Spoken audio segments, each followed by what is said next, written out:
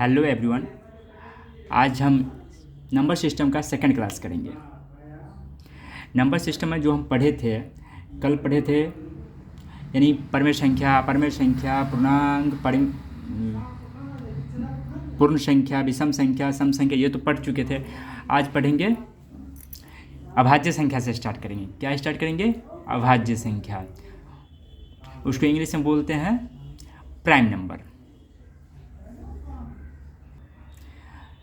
Prime number कहते किसको हैं? जैसे प्राइम नंबर को हिंदी में क्या बोलते हैं? अभाज्य संख्या। अभाज्य संख्या किसको बोलते हैं? जिसका फैक्टर यानी गुणनखंड हमेशा 2 ही होगा, 2 से अधिक नहीं होगा। यानी जिन संख्याओं में एक और उसी संख्या से और उसके अलावा कोई संख्या से भाग न लगे, यानी उसको फैक्टर गुणनखंड ही बोलते हैं। जिस संख्या का 2 फैक्टर हो, यानी एक फैक्टर तो एक होगा और दूसरा खुद होगा, उसके अलावा कोई नहीं हो, तो उसे हम अभाज्य संख्या कहते हैं। लिख देते हैं।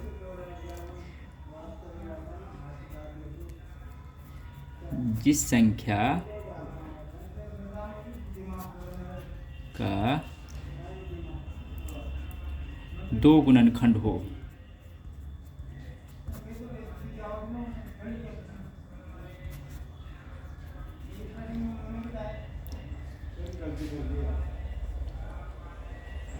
गुणनखंड हो एक, और जिस संख्या का 2 गुणनखंड एक और खुद, ये हो कैंसिल कर दो, कट कर दो, एक और खुद हो, उसे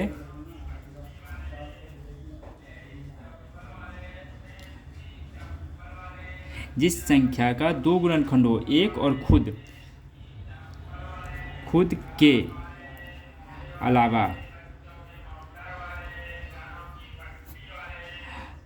अलावा कि अन्य किसी दूसरी संख्या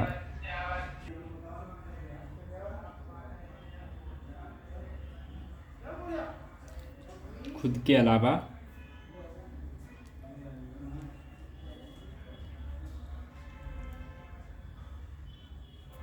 कोई और अन्य न हो,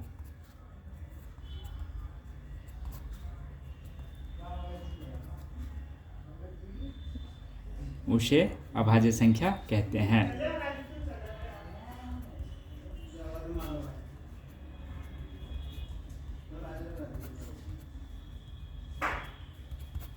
ठीक है, जैसे एग्जांपल देख लीजिए। एक हम लेके हम करते हैं स्टार्ट, हम 1 से करते हैं। 1 का फैक्टर कितना हो रहा है? 1 के अलावा कोई और है नहीं है, इसीलिए अभाज्य संख्या नहीं होगा। ठीक है, चलिए 2 का करते हैं। 2 का फैक्टर कितना हो रहा है? एग्जांपल में देख लेते हैं। एक तो होगा नहीं, 2 का फैक्टर एक तो 1 से डिवाइड होगा ही, यानी एक फैक्टर हो गया, दूसरा फैक्टर 2 हो गया, ये 2 होगा। 3 भी होगा। 3 का फैक्टर क्या होगा? 1 और 3 के बाद और क्या देख सकते हैं? 4 का फैक्टर क्या होगा? 1 होगा, फिर इसमें 2 से फिर डिवाइड हो जाएगा, और दूसरा फैक्टर कौन सा हो गया? 2 हो गया, इसलिए ये 4 नहीं होगा। ठीक है, यानी अभाज्य संख्या 4 नहीं होगा। फिर उसके बाद 5 देख लेते हैं। इसका फैक्टर कौन कौन होगा? 1 और 5, बाकी किसी नंबर से डिवाइड नहीं होगा। यानी गुणनखंड का मतलब होता है, क्या होता है? भाग देना, यानी उसका भागफल जिसको बोलते हैं ना, उसमें कौन कौन से नंबर से डिवाइड यानी भाग लगेगा, वही हम गुणनखंड हम लिखे हैं। यानी कौन कौन उसका फैक्टर होगा, गुणनखंड होगा। यानी गुणनखंड का मतलब होता है यानी उसका जो छोटा जो टुकड़ा होगा ना, उसे वो पूर्णतः विभाज्य हो जाएगा। तो 5 का फैक्टर 1 होगा और 5 होगा, ये अभाज्य संख्या होगा। ठीक है,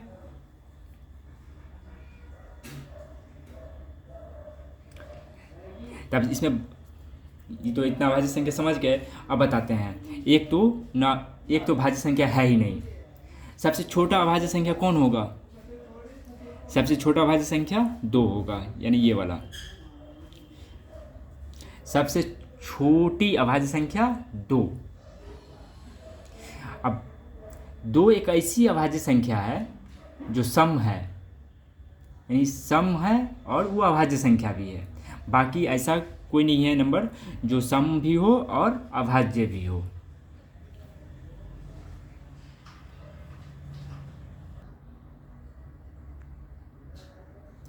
चलिए अब क्वेश्चन का आंसर देते हैं।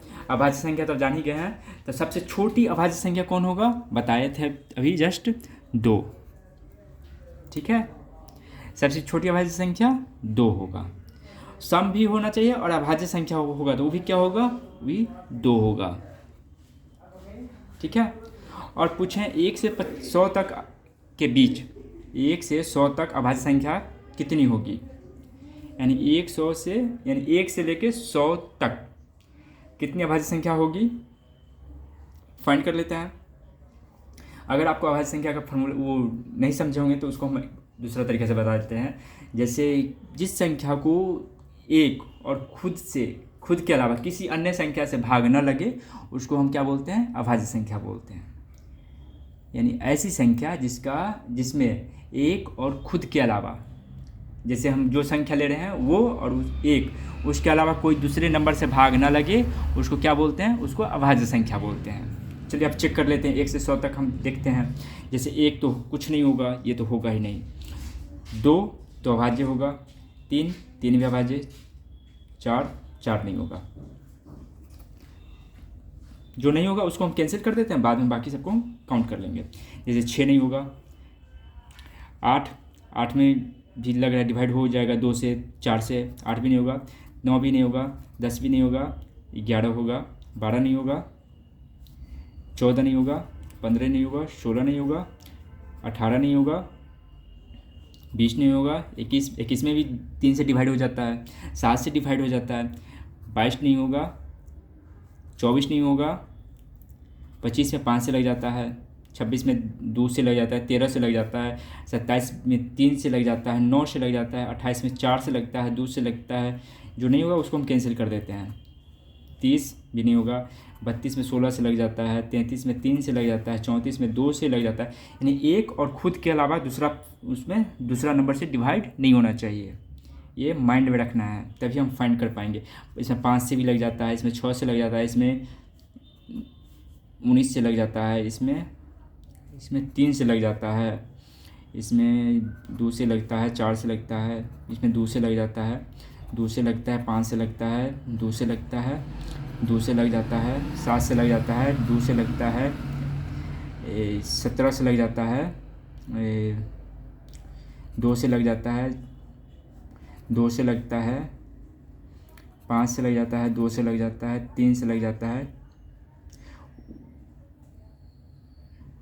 इसमें कितना से लग जाता है, 2 से लग जाता है, 2 से लगता है, 2 से, 3 से, इसमें और कितना से, 2 से, 5 से, 3 से, 2 से, इसमें 2 से लग जाता है, 3 से लग जाता है, 2 से लग जाता है, 2 से लग जाता है, 2 से लग जाता है, 5 से लग जाता है, 2 से लग जाता है, 11 से लग जाता है। इतना तक तो ठीक है। आगे चेक करते हैं। इसमें भी 2 से लग जाता है, 2 से लग जाता है, 3 से लग जाता है, नंबर ही कैंसिल आप कर रहे हैं। 2 से लग जाता है, 2 से लग रहा है, 5 से लग रहा है, 2 से लग रहा है, 3 से लग रहा है, 2 से लग रहा है, नहीं 2 से डिवाइड हो जा रहा है, इसमें 2 से डिवाइड हो रहा है, सॉरी हाँ 2 से भी हो रहा है, 3 से भी हो रहा है, 13 से हो रहा है, 3 से हो रहा है, 7 से हो रहा है, 3 से नहीं हो रहा है, 7 से हो रहा है, 13 से हो रहा है, 2 से डिवाइड हो रहा है, इसमें 3 से हो रहा है डिवाइड, 2 से डिवाइड हो रहा है, इसमें 5 से हो रहा है, इसमें 2 से हो रहा है, 3 से हो रहा है, 6 से भी हो रहा है, 2 से हो रहा है डिवाइड, इसमें 3 से भी कैंसिल होगा, 9 से भी कैंसिल होगा, इसमें 2, 5, 10 से डिवाइड हो रहा है। अब फिर से हम चेक कर लेते हैं, जो हम नहीं टिक किए हैं उसको हम देख लेते हैं, उसमें और होगा तो उसको और कैंसिल कर देंगे। ठीक है, बाकी तो यहाँ तक ठीक है। 1, 2 और चेक कर लेते हैं, इसमें 11 ठीक है, 13 ठीक है, 17 सही है, 19, 23 ठीक है, 29, 31, 37 ठीक है, 41 भी ठीक है, इधर 47 भी ठीक है, 43 ठीक है, 53, 61, 59 ठीक है, 73 ठीक है, 71 भी ठीक, 71 भी सही है, 79, 83, 97। अब काउंट कर लेते हैं, 1 2 3 4 5 6 7 8 9 10 11 12 13 14 15 16 17 18 19 20 21 22 23 23 को 24 और कुछ छूट भी रहा कि बढ़ रही है, फिर से काउंट कर लेते हैं। 1 2 3 4 5 6 7 8 9 10 11 12 13 14 15 ठीक तो है, 16 17 18 19 20 21 ठीक है, 22 23 24 25 25 हो रहा है। यानी 1 से 100 तक कितनी अभाज्य संख्या है? 25 अभाज्य संख्या है। ठीक है, 1 से 100 तक कितनी अभाज्य संख्या है? 25 है। अब भाज्य का अभाज्य के बाद पढ़ लेते हैं भाज्य संख्या। क्या बोलते हैं? भाज्य संख्या। भाज्य संख्या को क्या बोलते हैं इंग्लिश में? Composite number. क्या बोलेंगे? Composite number.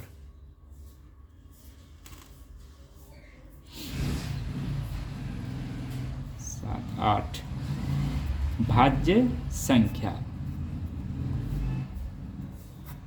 इंग्लिश में बोलेंगे कंपोजिट नंबर। नंबर को NO से भी डिनोट कर सकते हैं, और पूरा लिखना है तो पूरा लिख दीजिए। ठीक है, कंपोजिट नंबर का किसको बोलते हैं? जिसका फैक्टर 1 से ज़्यादा हो, यानी 2 से ज़्यादा हो, 2 से ज़्यादा हो, जिसका 1 तो होगा ही, उसके बाद खुद होगा और उसके बाद अदर नंबर भी होगा। जिस संख्या का गुणनखंड 2 से अधिक हो उसको हम भाज्य संख्या बोलते हैं। दूसरे तरीक़ा से कैसे बोलेंगे? जिस संख्या में 1 और खुद के अलावा दूसरी संख्या से भाग लग जाए उसको हम भाज्य संख्या यानी कंपोजिट नंबर कहते हैं। ठीक है, शॉर्ट, जिस संख्या का 2 से अधिक गुणनखंड हो, रुको एक मिनट, सॉरी, जिस संख्या 2 से अधिक गुणनखंड हो,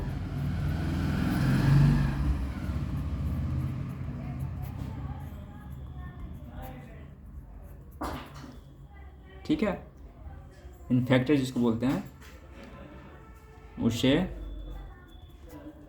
भाज्य संख्या यानी कंपोजिट नंबर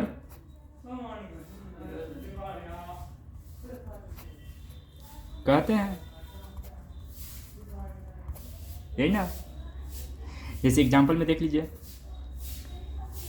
एग्जाम्पल में कुछ भी ले लीजिए, जैसे एक क्या बोले, 2 से अधिक फैक्टर बोले हैं, एक का फैक्टर कितना हो रहा है? 1 ही हो रहा है, एक भाज्य संख्या नहीं होगा। एक लाइन में क्लियर? एक न भाज्य है और न अभाज्य है। क्यों नहीं होता है पता चल गया ना? हाँ, एक के बाद 2 तो अभाज्य है, तो 2 इसमें तो होगा ही नहीं, उसका फैक्टर 2 ही हो रहा है। 3 भी नहीं होगा क्योंकि 3 तो अभाज्य संख्या है, उसका भी फैक्टर 2 ही हो रहा था। यहाँ तक क्या बोला? 2 से अधिक गुणनखंड हो, 2 तो होना ही नहीं चाहिए, कम से कम 3 होना चाहिए। 2 से अधिक का मतलब 2 प्लस यानी 3 होना चाहिए, 4 होना चाहिए, 5 होना चाहिए, इतना फैक्टर होना चाहिए। तो 3 नहीं होगा। 4 का फैक्टर क्या होगा? 1 होगा, एक 4 होगा, बीच में क्या होगा? 2 होगा, इसलिए 4 होगा। 4 क्या होगा? 4 भाज्य संख्या होगा। ठीक है। 5 नहीं होगा। 5 का फैक्टर 1 और 5 है, इसके अलावा नहीं है। 6 का फैक्टर देख लीजिए, 1 है, 2 है, 3 है और 6 है, ये फैक्टर है। ये अभाज्य संख्या, सॉरी भाज्य संख्या होगा। 6 के बाद और दूसरा चेक कर लीजिए, 7 का फैक्टर 1 और 7 है, ये नहीं होगा, यानी भाज्य संख्या कंपोजिट नंबर नहीं होगा। दूसरा देख लीजिए 9 का फैक्टर क्या होगा? 1 होगा, 3 होगा और 9 होगा, 2 से अधिक है ना, ये क्या हो गया? ये भाज्य संख्या होगा। ठीक है। अब आगे हम देखते हैं, अभाज्य हो गया, भाज्य हो गया, अब क्या पढ़ना है?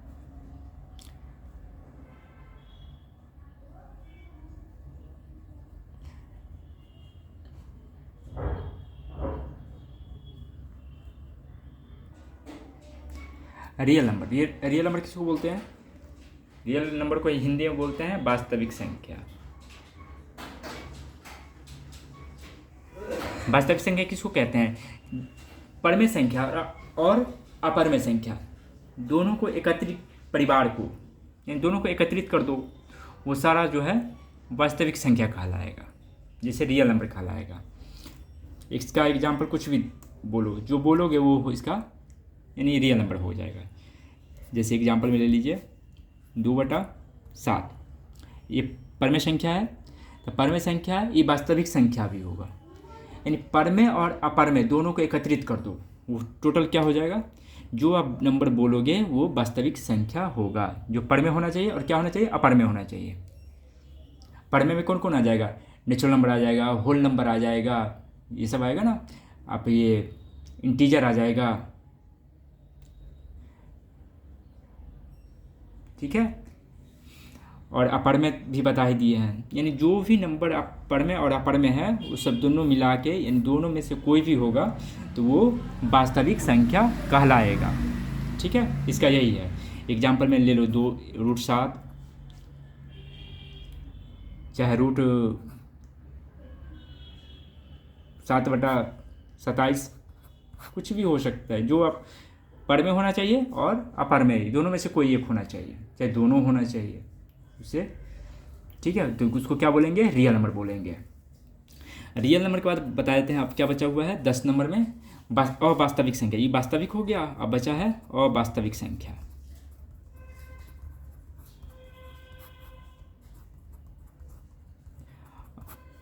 उसको इंग्लिश में क्या बोलते हैं? Complex number.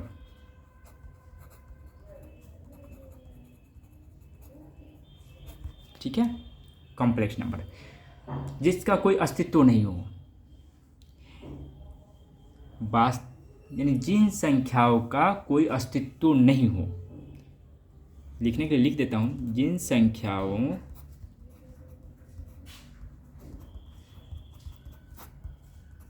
का कोई अस्तित्व नहीं हो,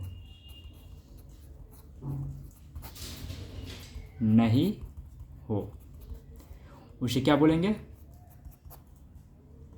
उसे अवास्तविक संख्या बोलो, और नहीं तो कॉम्प्लेक्स नंबर बोलेंगे।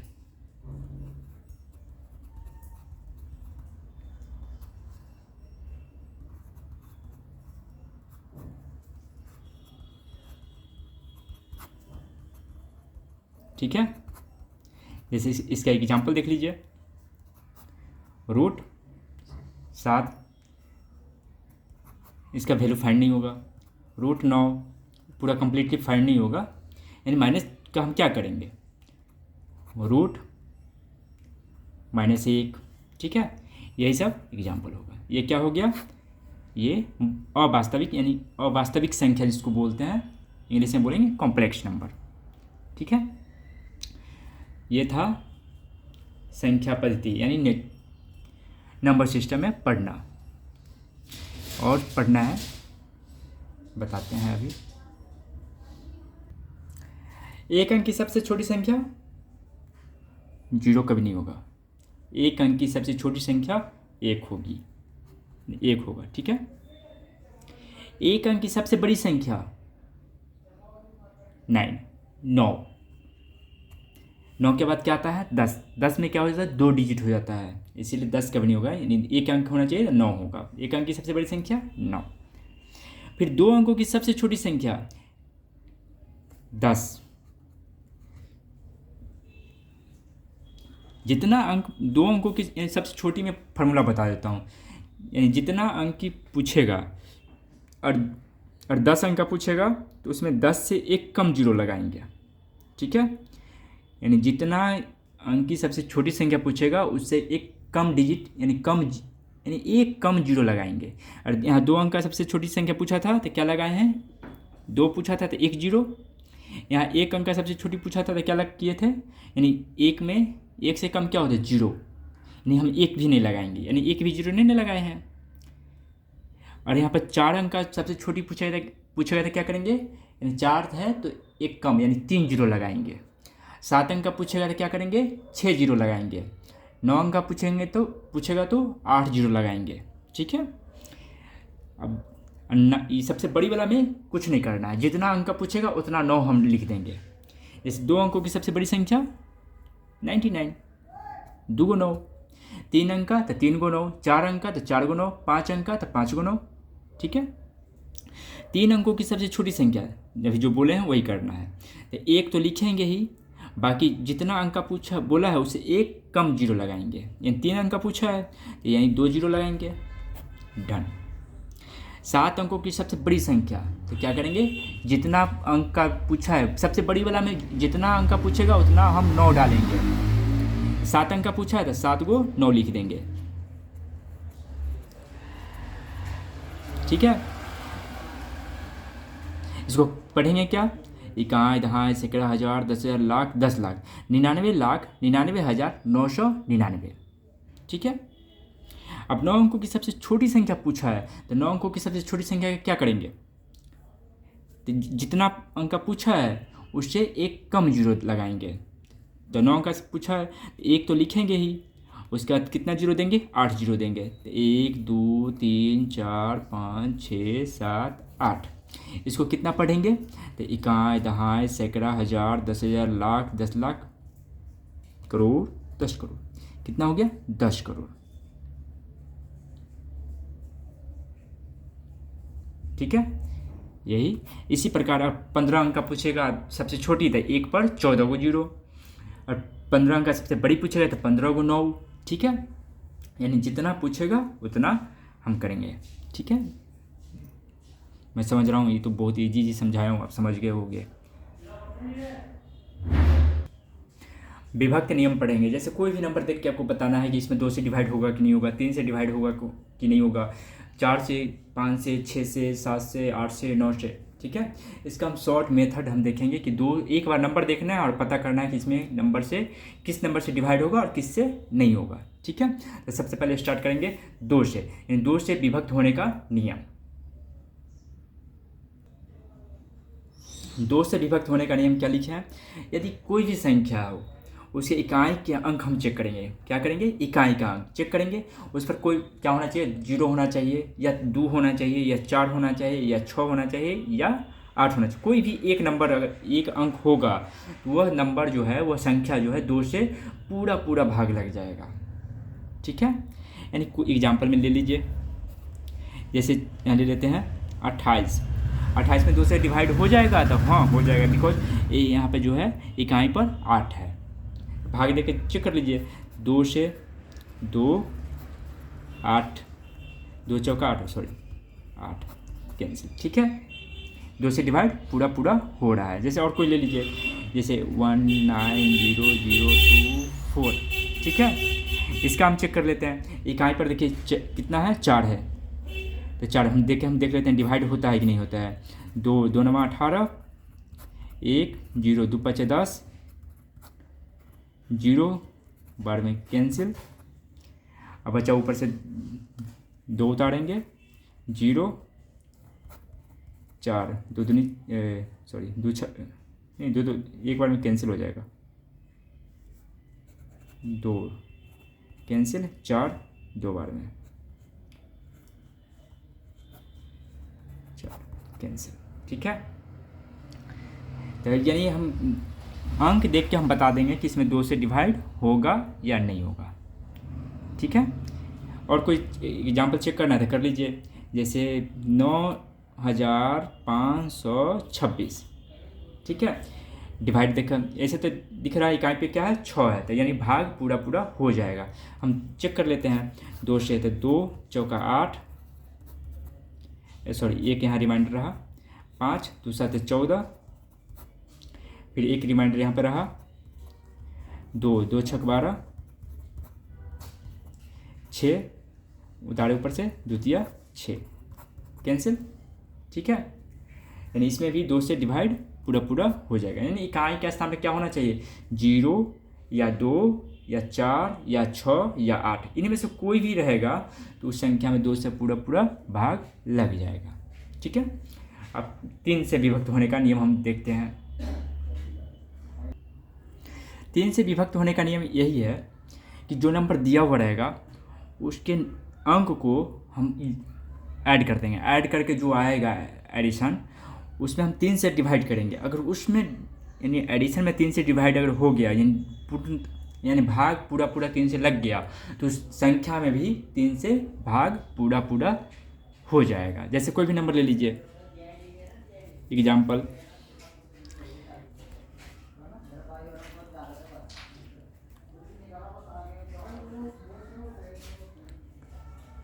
ठीक है, ये नंबर हम ले लिए। अब इसको हम पूरा हम एडिशन करेंगे, तो एडिशन कितना होगा, योग 4 3 7 2 9 4 13, सॉरी 4 4 8 2 10 4 14, 4 1 5 3 8 2 10 4 14 1 15, 15 हो रहा है। 15 में 3 से भाग लग जाएगा, 3 5 15 डिवाइड हो रहा है ना पूरा पूरा, इस नंबर में भी 3 से पूरा पूरा भाग लग जाएगा। ठीक है, अब हम चेक कर लेते हैं 3 से डिवाइड देके।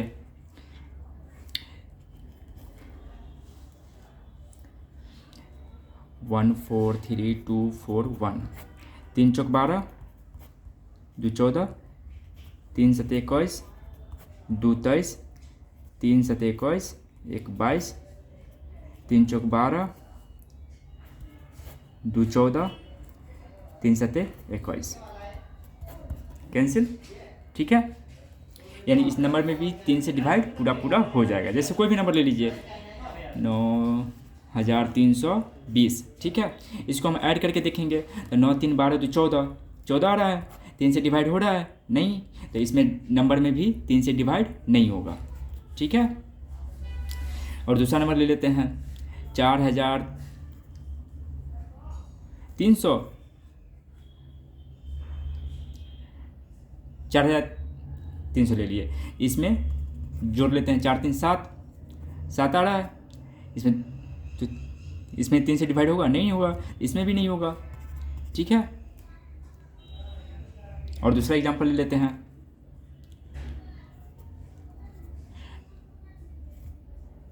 9303। ठीक है, क्या लिए 9303। अब देखो 9 3 12 और 3 15, 15 में 3 से डिवाइड होगा, हाँ 3 5 15 हो रहा है, ये नंबर में भी 3 से डिवाइड हो जाएगा। ठीक है, 3 का फॉर्मूला यही था। अब हम करेंगे 4 का। 4 से विभक्त होने का नियम क्या है कि दी गई संख्या यानी कोई भी संख्या दी हुई है उसके अंतिम 2 अंकों से बड़ी संख्या में अगर 4 से भाग हो जाए तो उस संख्या में भी पूरा पूरा 4 से भाग लग जाएगी। जैसे एग्जांपल में देख लीजिए 4332। ठीक है, अंतिम 2 डिजिट देखेंगे तो अंतिम 2 डिजिट से कौन सी संख्या बन रही है 32। 32 में 4 से भाग लगेगा तो 4 8 32 लग ही रहा है, तो इस संख्या में भी 4 से भाग पूरा पूरा लग जाएगा। हम चेक कर लेते हैं 4 से भाग देके, 4 कैंसिल, 0 कैंसिल, 3 0 बार में, फिर 2 उतारेंगे 4 8 32, ठीक है, भाग लग गया। उसे कोई और दूसरा नंबर भी ले लेते हैं, जैसे 19,000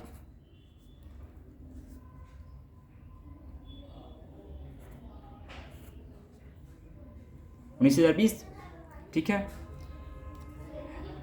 इसमें देखिए अंतिम दो डिजिट्स क्या बना हुआ है 20, तो 20 में 4 से डिवाइड हो रहा है, तो हाँ 4 5 20, इस नंबर में 4 से हो जाएगा, तो 4 चौक 16, 3 19, 4 7 28, 2 30, 2 4 5 20,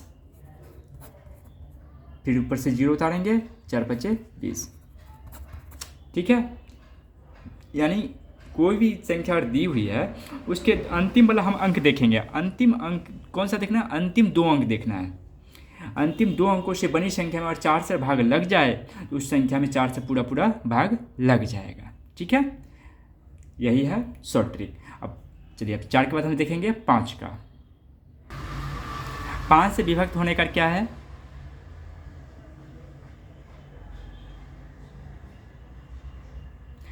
कि कोई भी संख्या अगर दिया हुआ है तो उसके इकाई पर या तो 0 होगा और नहीं तो क्या होगा 5 होगा। यानी किसी जो नंबर दिया हुआ है उसके इकाई के स्थान पर क्या होना चाहिए? 0 या 5। उस संख्या में क्या होगा? 5 से पूरा पूरा भाग लग जाएगा, ठीक है। एग्जाम्पल में हम देख लेते हैं। एग्जाम्पल में ले लीजिए 5005, इकाई पर 5 है तो 5 से पूरा पूरा भाग लग जाएगा। हम चेक कर लेते हैं। 5 कैंसिल, 0 0 बार में, फिर 0 0 बार में, 5 1 बार में, ठीक है।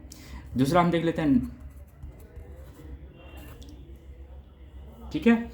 इकाई पर क्या है? 0 है, इसमें भी 5 से पूरा पूरा डिवाइड हो जाएगा, पूर्णतः विभाग 5 से ये विभक्त होगी। तो हम चेक कर लेते हैं।